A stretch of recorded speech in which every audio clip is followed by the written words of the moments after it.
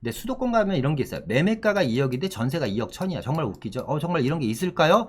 상당히 많습니다. 왜? 건축업자들이 빌라가 안 팔리다 보니까 인위적으로 전세 가격을 막 복비를 많이 주면서까지 끌어올려요. 그러니까 사는 사람 입장에서는 취득세만 있으면 되고, 사게 되면 돈을 돌려받는 효과가 나오잖아요. 착시 효과예요. 일시적으로. 그런데 이 사람이 나가면 전세가 한 1억이나 1억 3천에 다시 맞춰져요. 그럼 내가 돈을 개연해야지 돼. 중요한 건 팔리지 않아. 그죠? 그러니까 수도권 같은 경우는 특히나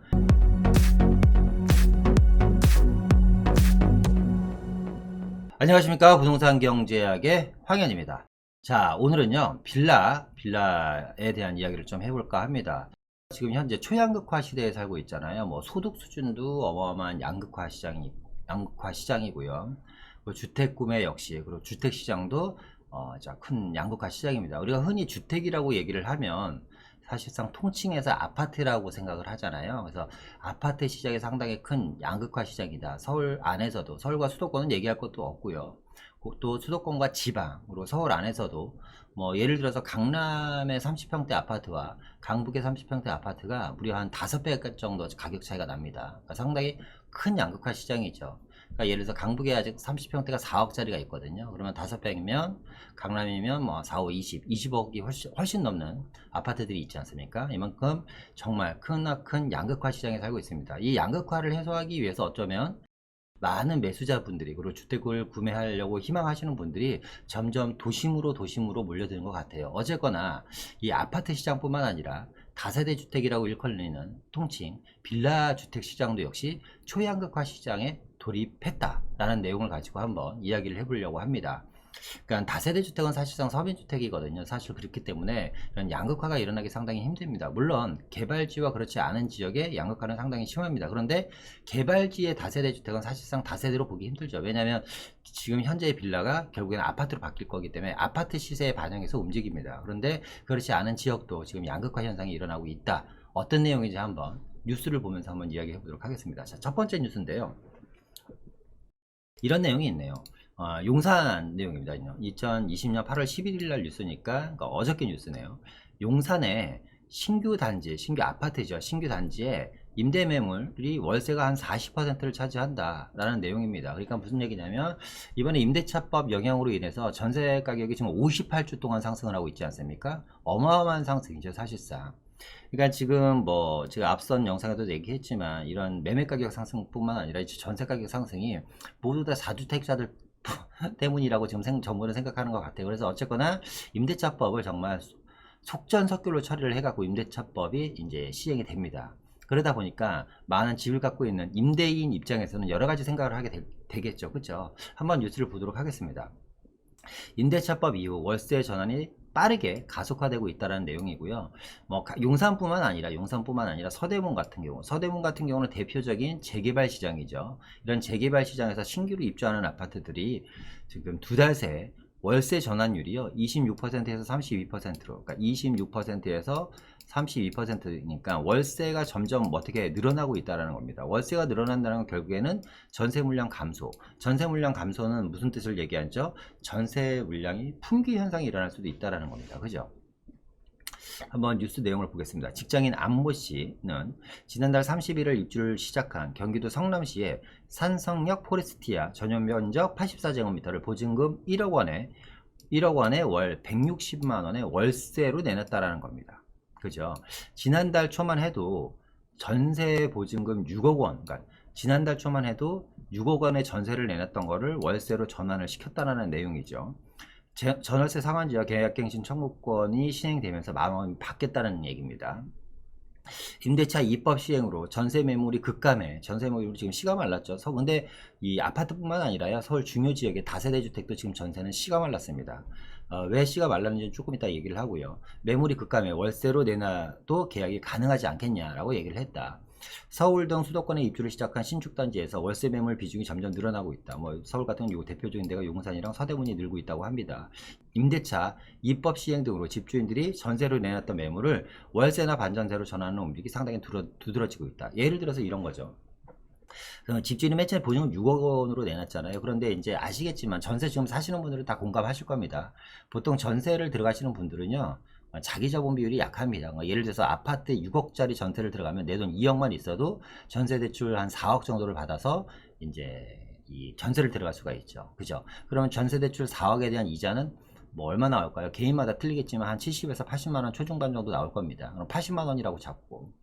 그러니까 6억짜리 전세를 살면 매달 나가는 이자를 한 80만원만 내도 되는데, 이런 전세가 사라지고 월세로 전환이 되면 2배에 가까운 160만원 정도를 내면서 월세를 살아야 된다는 거죠. 그렇죠. 그래서 계약갱신 청구권이라든가 전월세 상한제를 시행을 한 겁니다. 물론 지금 이런 전세 매물이 급감을 하고 월세로 전세가 월세로 이동을 하고, 그리고 전세 가격이 상승하는 것은 아마 단기적으로 일어나는 일일 가능성이 상당히 높습니다.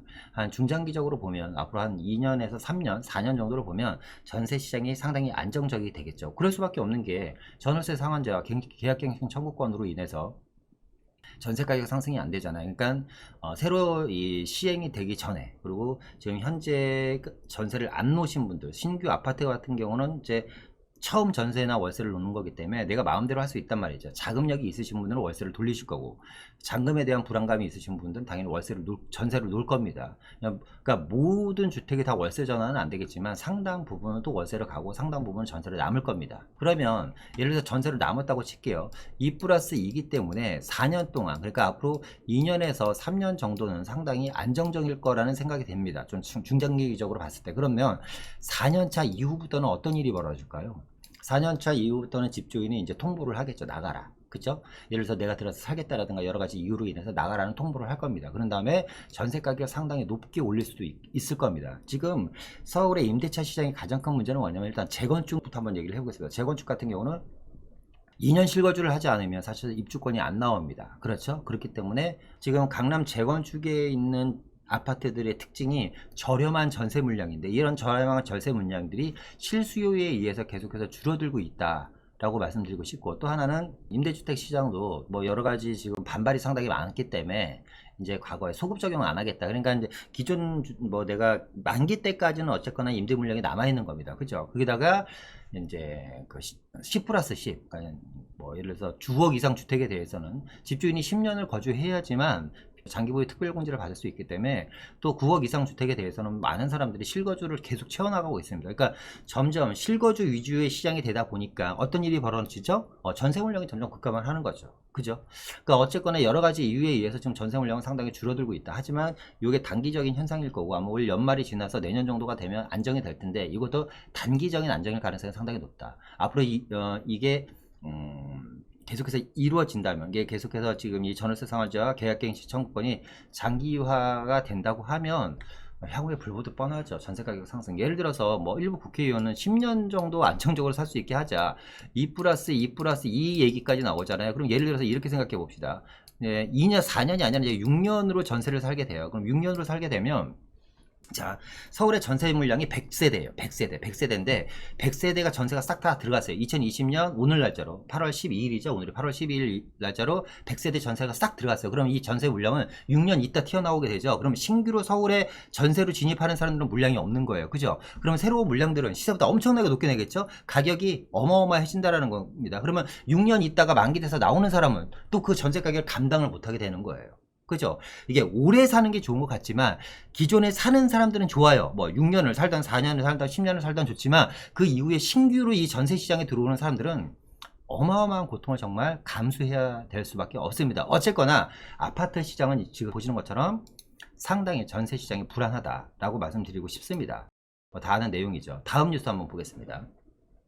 패닉바잉, 이게 빌려로 번졌다는 거다. 패닉바잉이 빌려로 번졌다. 패닉바잉은 뭐죠? 물불 안 가리고 사재기 하는 겁니다. 그냥 가격이랑 상관없이.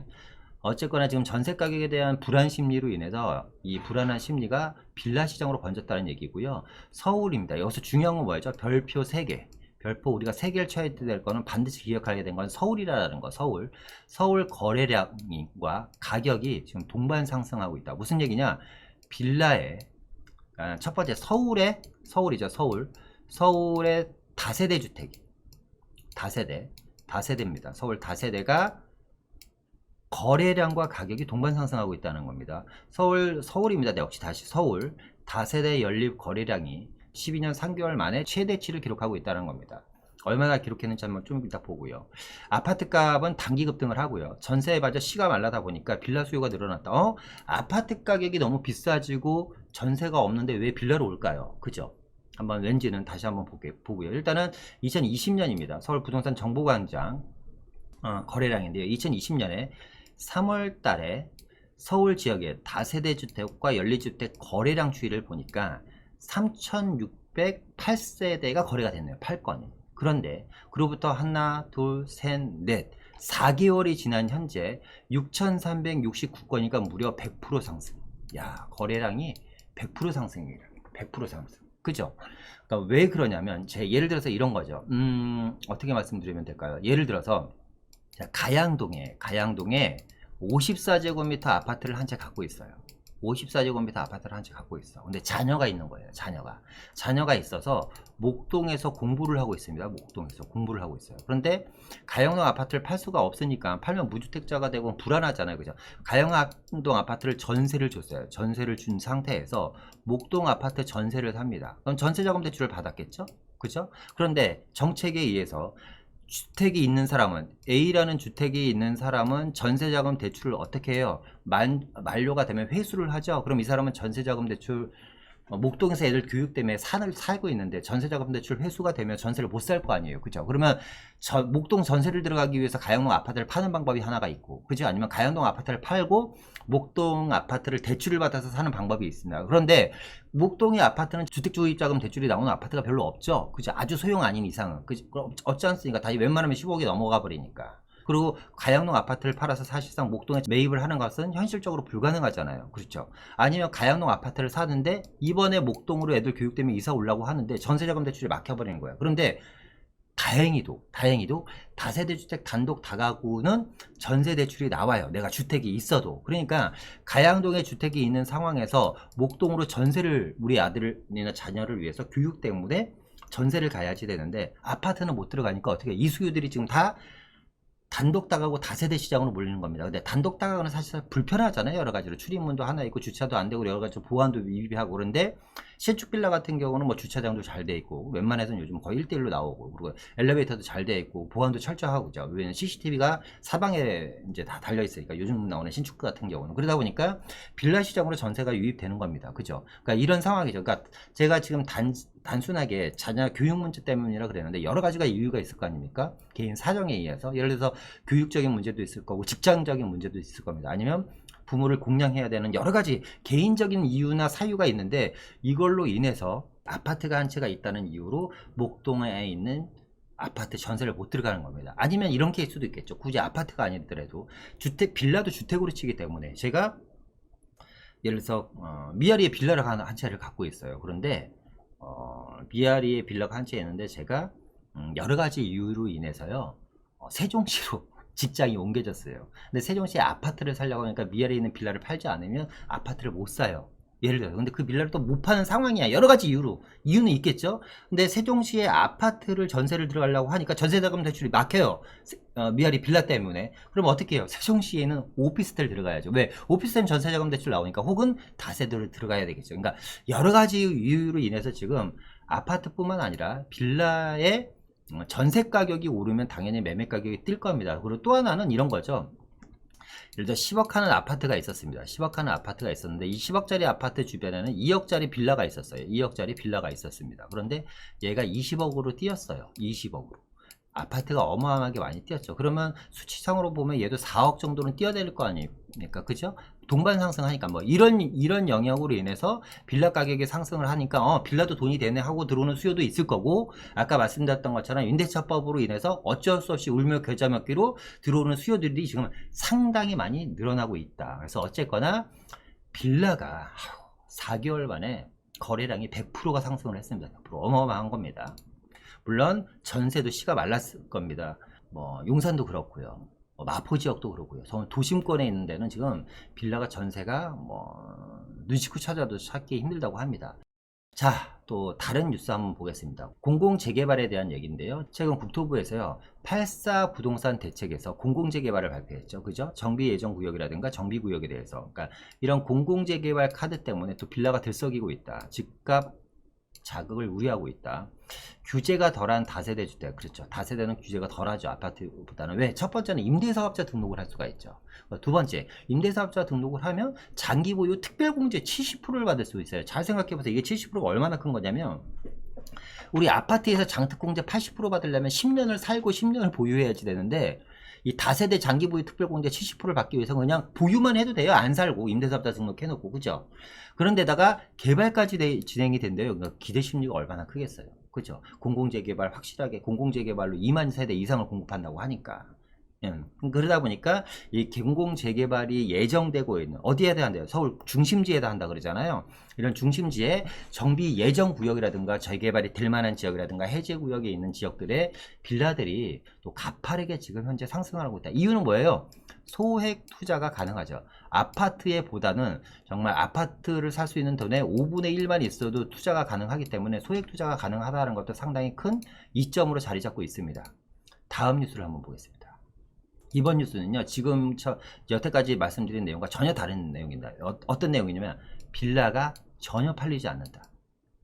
안 팔리는 빌라 때문에 졸지에 2주택자 세금 폭탄 전전긍긍. 그렇죠. 2주택자만 되면 종합부동산세 중과세에다가 양도소득세 중과세죠. 그죠? 그러니까 수도권에 있는 빌라 소유자 패닉. 여기서 중요한 건 뭐예요? 첫 번째, 아까 빌라가 가격이 오른다. 어디? 서울. 이번엔 수도권입니다. 수도권. 이게 아까 말씀드린 것처럼 초양극화 시대입니다. 어떻게? 서울과 수도권, 서울 안에서도 중심지와 외곽지 안에 양극화가 상당히 크게 빌라가 지금 실현되고 있고 현실화되고 있다. 새 집을 가려고 분양을 받았는데 빌라는 아무리 싸게 내놔도 안 팔린답니다. 그죠? 특히 수도권 대부분의 지역이 뭐예요? 조정대상 지역으로 편입이 되어 있기 때문에 대출조차 막혀 있어요. 그러니까 문제가 사실 이중고지예요. 이중고.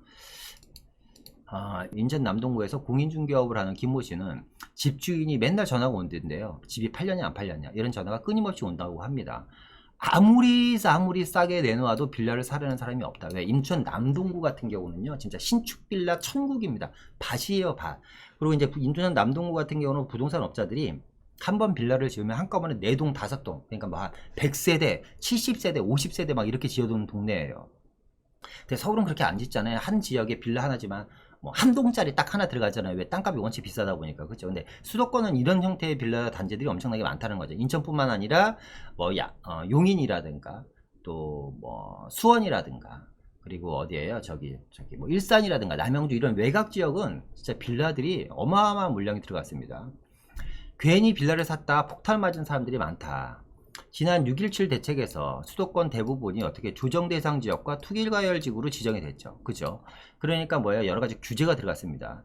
수도권 빌라 소유자들은 패닉에 빠졌죠. 당연히 왜 패닉에 빠져요?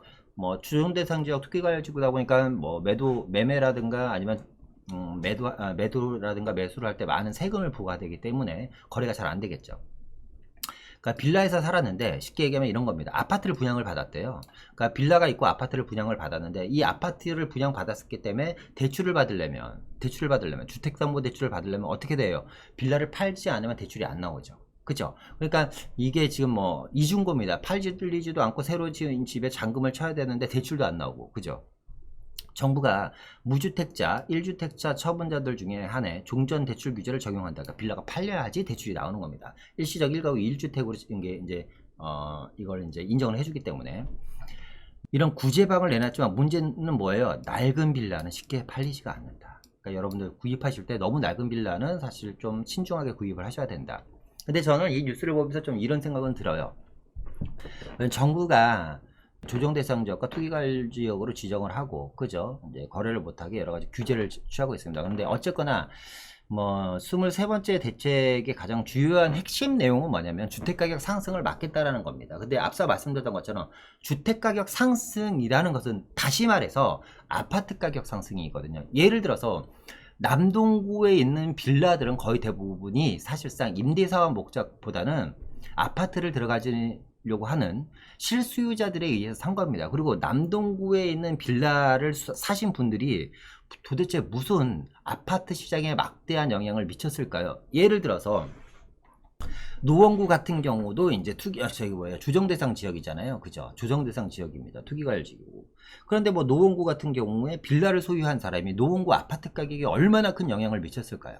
저는 아니라고 봐요. 그렇기 때문에 저는 뭐 이런 규제를 하더라도 오피스텔이나 아파트를 뭐 임대사업을 목적이라든가 뭐 예를 들어서 제가 마포에 뭐 아파트 빌라를 한 5채 갖고 있어요. 임대사업 목적으로. 근데 마포 레미안 푸르지오 마레프의 가격이 얼마나 제가 갖고 있는 5채 빌라가 영향을 미쳤을 거라고 생각됩니까? 예를 들어서 말씀드리는 거예요. 제가 뭐 5채 갖고 있다고 말씀드린 게 아니라. 그러니까 실서민 위주의 주택들이잖아요. 그죠? 소형 오피스텔이라든가 소형 다세대 주택 같은 경우는. 물론 고가가 다세대들도 만약에 주택에 포함시켜서 주택이란 걸 인정해서 여러 가지 규제를 묶으려면 다세대들도 적어도 면적이라든가 금액, 뭐 다세대들도 매매가 10억 이상이라든가 뭐 7억 이상이라든가 좀 이렇게 3, 4억대 다세대 시장은 사실상 용인 인천 같은 경우는 한 2억대 시장이거든요. 빌라들이. 그러니까 이런 데는 이런 빌라들 같은 경우는 사실상 주택 상승에 큰 영향을 저는 미치지 않는다고 봐요. 그래서 이런 것들은 좀 어떻게 좀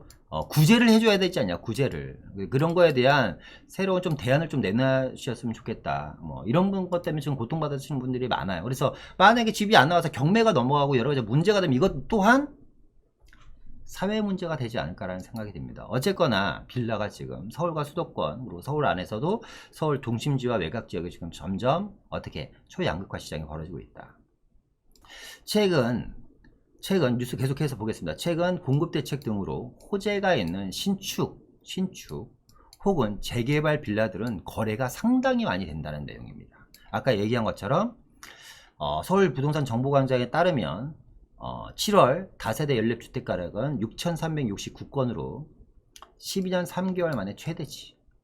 달이 2008년 4월 달이 부동산 최상승기 때잖아요. 이때가 7,686건이 거래됐네요. 그죠? 그런데 어쨌거나 12년 3개월 만에 최대치고요.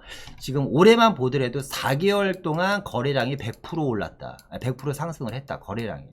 3,000세대 거래되던 게 지금 6,000세대가 거래됐다는 겁니다. 어떻게? 신축 혹은 재개발 예정지 또는 중심부 지역에 있는 빌라들 위주로.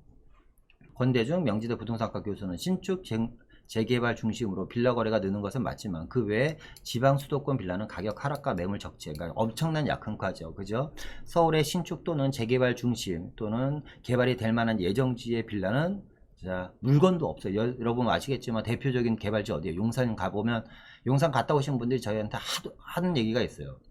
용산을 아무리 다녀봤는데 물건이 없어요. 이런 얘기 상당히 많이 하시거든요. 사실상 대표적인 지역입니다. 뭐 마포 지역도 뭐 물건이 없고요. 사실상 그런 지역들, 그러니까 이런 지역들과 뭐 청량리, 제가 뭐 청량리 같은 지역들도 마찬가지로 매물 빌라가 뭐 전세고 매매고 물건이 없습니다. 이런 데는. 이런 데는 거래도 많이 늘어나고 가격도 오르고 매물이 없지만 그 외에 지방이나 수도권, 서울 외곽 지역은 가격이 하락과 함께 매물 적체 현상을 보이고 있다. 그래서 빌라 아파트 지역에 따라 실소유자들 불어주는 정책이 필요하다. 이게 이제 아까 제가 말씀드린 내용이죠. 그죠? 모든 주택, 그러니까 빌라라고 해서 빌라도 주택수에 포함시켜서 모든 것을 똑같이 20억짜리 아파트와 1억짜리 빌라를 똑같이 주택수로 묶어서 규제를 한다는 건 전 사실상 말이 안 된다고 봅니다. 말이 안 돼. 이런 것 좀 풀어줘야 되지 않나. 어쨌거나 중요한 거는 이 초양극화 시대가 시작이 됐고 다세대 주택 역시 어마어마한 양극화 시대가 될 것이다. 그래서 정리를 한번 해보았습니다. 빌라 다세대 가격 상승 원인.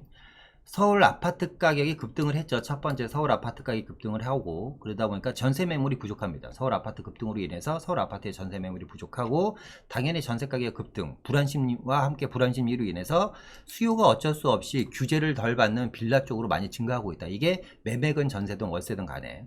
그리고 높은 아파트 가격과 공급 부족에 대한 불안감. 아파트는 제가 넘사벽이 돼버렸으니까. 그러니까 예를 들어서 제가 대치동에 살아야지 돼요. 아파트 못 들어가잖아요. 그럼 아파트에 정말 5분의 1, 6분의 1 수준인 대치동 빌라는 들어갈 수 있잖아요. 그죠? 매매고 전세고 가대. 그래서 어쩔 수 없이 이 빌라를 선택할 수밖에 없다. 그러니까 이거는 아파트 대체제로서 어쩔 수 없는 선택이다. 이거는. 그래서 높은 아파트 가격과 공급 부족에 대한 불안으로 빌라 수요 유입은 앞으로도 상당히 지속될 것입니다. 그죠? 아파트 가격이 진짜 폭락을 하지 않는 이상은.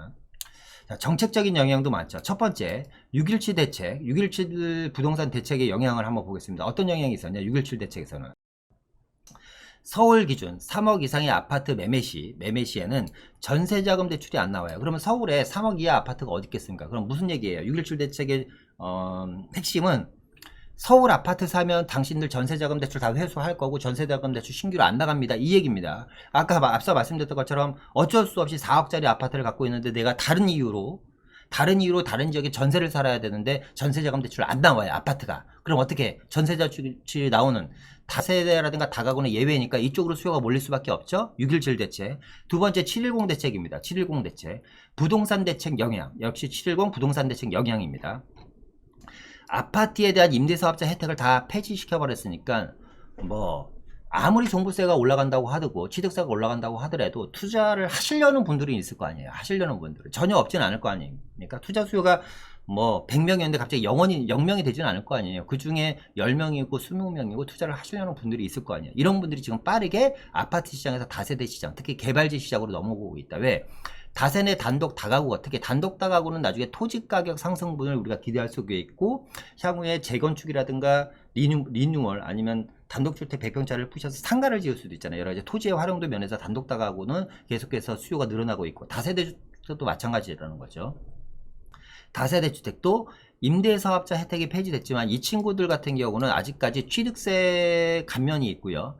10년을 보유하면 장기고유 특별공제 70%를 받을 수 있습니다. 그러니까 어쨌거나 7.10 대책으로 인해서 첫 번째 6.17 대책 부동산 영향은 수요자에 의해서, 매매 수요든 임대 수요든 수요자에 의해서 이쪽으로 유입이 되고, 두 번째는 투자자에 대해서 유입이 되는 거죠. 왜? 아직도 임대사업자 혜택이 그대로 얘는 남아있기 때문에. 세 번째입니다. 8.4 대책 부동산 영향. 이건 심리적인 거예요. 심리적. 왜? 공공재개발한다고 발표했어요. 그죠? 서울에 14만 가구가 17만 가구가 공급한다고 하면서 재개발을 통해서 2만 가구 이상 공급하겠다. 2만 가구 이상. 서울에 2만 가구 이상 공급을 하겠다고 하니 뭐예요? 서울 2만 가구가 공급될 만한 지역들, 그죠? 이런 지역들, 정비 예정구역이라든가 정비 해제구역, 이런 지역들, 특히 뭐 용산 뭐 지금 난리가 났죠. 이런 지역들이 지금 투자 수요들이 몰려들고 있다. 왜? 아직까지 혜택들이 있기 때문에. 자, 마지막으로요, 다세대 주택, 그럼 빌라 시장 투자 포인트 한번 짚어보겠습니다. 첫 번째, 무조건입니다. 무조건 별표 4개, 얘도 4개, 5개 할까요? 별표 5개. 서울에 어떻게 중심부를 벗어나면 안 된다.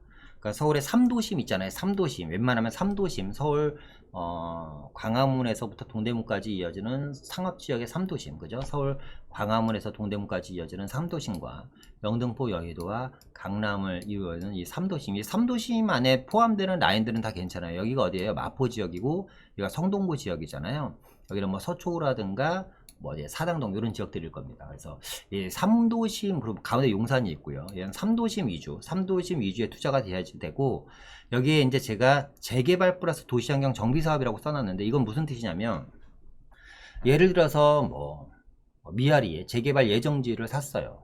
빌라를 하나 샀는데 재개발이 안 되는 걸로 결론이 나버렸어. 그러면 그 빌라의 가격은 내가 좀 피를 주고 샀을 수도 있고 어느 정도 가격이 좀 오른 상태에서 샀을 거 아니에요. 그런데 재개발이 안 돼버려. 그런 건 다시 원래 가격으로 내려가고 사실 되팔기는 상당히 힘들어질 수도 있습니다. 그런데 재개발과 도시환경 정비사업이 같이 된다. 예를 들어서 어떤 지역이면 대표적인 데가 용산이 있죠. 뭐 청량리 같은 지역이라든가 마포 같은 지역입니다.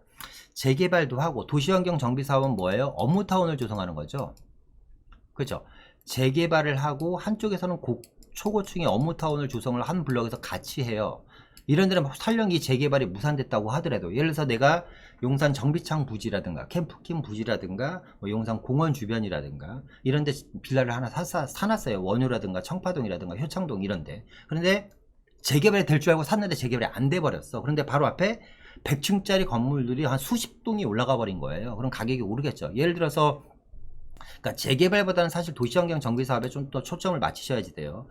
뭐 잠실부터 삼성동까지 이어지는 국제교류 복합지구에 삼성동이라든가 청담동, 대치동 아니면 잠실 일대의 빌라들이 뭐 재개발 가능성이 있겠습니까? 그렇지는 않을 거 아닙니까? 그런데 그런 데가 가격이 올라가는 게 뭐예요? 이 일대가 대대적인 도시환경 정비사업, 업무타운 조성을 하잖아요. 그죠? 그러니까 가급적이면 재개발 하나만 보지 말고 재개발과 도시환경 정비사업에 같이 진행되는 곳들을 가자. 그죠? 그리고 갭 투자가 적은 깡통 빌라는 주의하자. 무슨 얘기냐? 특히 수도권에 많습니다. 이런 건. 서울에 이런 건 전혀, 이런 서울에는 아마 깡통 빌라가 거의 없을 거예요. 거의. 근데 수도권 가면 이런 게 있어요. 매매가가 2억인데 전세가 2억 천이야. 정말 웃기죠? 정말 이런 게 있을까요? 상당히 많습니다. 왜? 건축업자들이 빌라가 안 팔리다 보니까 인위적으로 전세 가격을 막 복비를 많이 주면서까지 끌어올려요. 그러니까 사는 사람 입장에서는 취득세만 있으면 되고 사게 되면 돈을 돌려받는 효과가 나오잖아요. 착시 효과예요. 일시적으로. 그런데 이 사람이 나가면 전세가 한 1억이나 1억 3천에 다시 맞춰져요. 그럼 내가 돈을 개연해야지 돼. 중요한 건 팔리지 않아. 그죠? 그러니까 수도권 같은 경우는 특히나 이런 깡통 빌라가 상당히 많거든요. 그러니까 이런 거 좀 주의하셨으면 좋겠고. 우리가 이제 빌라를 살 때 대지집은 상당히 높게 평가하잖아요. 그죠? 그러니까 재개발에서 여기 중요한 건 뭐예요? 확정지입니다. 확정지. 한남 뉴타운 같은데 노후 빌라도 무관하고, 제가 아까 노후 빌라는 좀 가급 좀 피해라. 근데 재개발이 확정된 곳은 어쨌거나 관리처분 시점이라든가 이주하고 철거하는 시점이 어느 정도 윤곽이 나와 있잖아요. 그러니까 이런 데는 좀 노후돼도 상관이 없어. 뭐가 중요하다? 대지 지분이 중요하다. 이런 지역. 그러니까 반지하를 사는데 대지 지분이 한 10평이야. 근데 가격이 좀 싸. 근데 얘는 A라는 친구는 지상 3층에 대지 지분이 10평인데 매매가가 10억이야. 근데 반지하는 똑같은 대지 지분 10평인데 매매 가격이 한 6억 돼요. 그럼 반지하 6억짜리 사는 것도 나쁘지 않다라는 거예요. 대지 지분이 중요하기 때문에. 왜? 그래서 이게 재개발 확정지 같은데 뭐 마포도 그렇고 특히 한남 뉴타운 같은데 가면요. 공가주택이 한 30% 정도 됩니다. 무슨 얘기냐? 임대를 못 넘는 주택 비율이 한 30% 돼요. 그래도 10몇 억씩 가죠. 왜? 개발이 확정됐기 때문에. 그런데 반대로 재개발 예정지입니다. 재개발 예정지는 용산은 예를 들어서 용산을 놓고 비교를 해드린 거예요. 어떨까요? 뭐 한강로라든가, 그죠? 뭐 원효로라든가 서계 청파동, 뭐 청파 1구역은 지금 재개발 진행하고 있고, 그죠? 효창동. 그러니까 한남 뉴타운을 뺀 나머지 지역들은 거의 대부분들이 어디에 재개발 예정지잖아. 이런 데는 대지 지분 중요하지 않아요. 왜 대지 지분이 중요하지 않냐? 재개발이 언제 될지 모르는데 뭐가 중요해? 뭐가 투자해? 갭 가격, 갭이 중요해. 그러니까 신축가, 제가 신축 빌라를 권유하라는 게 왜? 장기 투자 가야지 되거든. 그러면 우리가 재개발, 그러니까 빌라를 투자를 할 때 나중에 수익률 방법만 보고 투자를 많이 하세요. 그죠? 근데 그게 중요한 게 아니라 내가 5년을 보유하든 10년을 보유하든 안정적으로 임대가 들어와야지 되는 게 중요하잖아요. 그죠? 그런데 우리가 뉴스라든가 언론, 그리고 시장 자체가 지금 임차인들 입장에서 여러분들 엘리베이터도 없고 집들이 한 15년 된 빌라가 있어요. 전세가 한 1억 5천이래요. 근데 신축 빌라는 전세가 3억 5천이래. 어디가 빨리 나올 것 같아요? 엘리베이터도 있고 뭐 주차장도 확실하고 CCTV 확실하고 풀옵션이고, 어쨌거나 신축 빌라에 전세 들어오시는 분들도 대부분이 전세자금 대출을 받고 들어오시거든요. 그러니까 장기적으로 투자할 때는 뭐예요? 대지 지분보다는 뭐예요? 공실이 안 나고 꾸준히 갈 수 있는 게 상당히 중요하다. 이해되시죠? 그래서 재개발 예정지는 가급적으로 임대가 잘 나가는 신축 위주로 투자를 했으면 좋겠다.